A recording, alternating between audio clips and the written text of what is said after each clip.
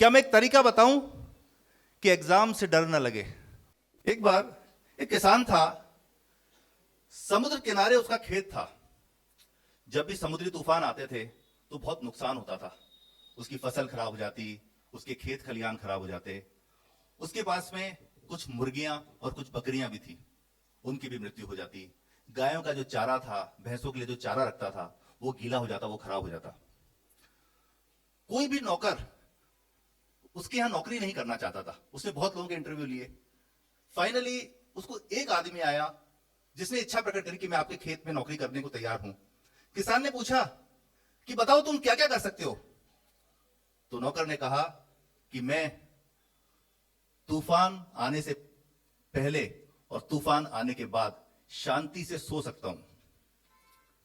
किसान को जवाब बड़ा अटपटा लगा, उसे उसकी बात समझ नहीं आई और उसको कोई मिल ही नहीं रहा था। उसने कहा ये भी आदमी जो भी है जैसा है इसी को रख लो। नौकर दिन भर बहुत मेहनत से काम करता था और एक दिन तूफान आ गया। जैसे ही तूफान आने की सूचना हुई और तूफान कुछ ही देर पर था, किसान हड़बड़ी में उठा। उसने देखा कि उसका नौकर तो सो रहा है। उसने उसके कमरे में जाकर उसको जगाया और कहा कि अरे 5 मिनट में तूफान आ जाएगा, हमारे खेत को टच कर लेगा, तुम उठो और पूरी व्यवस्था ठीक कर लो। नौकर ने कहा मैंने पहले ही कह दिया था, मेरे को एक ही काम आता है, जब तूफान आने वाला हो तो मैं शांति से सोता हूं, मैं कुछ उठने वाला नहीं, तुम जानो तुम्हारा काम जाने। किसान घबरा गया, बोले तो नौकर है, नुकसान मेरा होगा। वो भागा अपनी खेतों की ओर।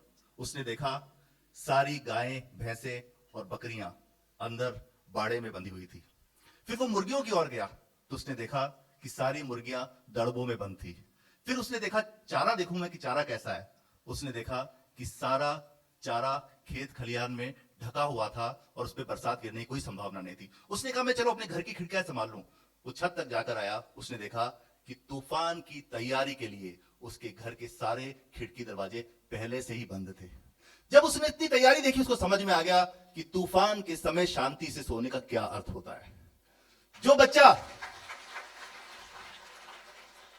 बच्चा दिन रात मेहनत करके और एग्जाम से पहले ही उतनी तैयारी कर लेता है कि यही सब तो होने वाला है एग्जाम में, यही सब तो होने वाला है, तो तैयारी कर लेता है, तो एग्जाम से एक दिन पहले वो शांति से सो सकता है। और जो बच्चे आज आए ना हमारे 90% प्लस वाले, मुझे पता है वो वैसे ही बच्चे हैं।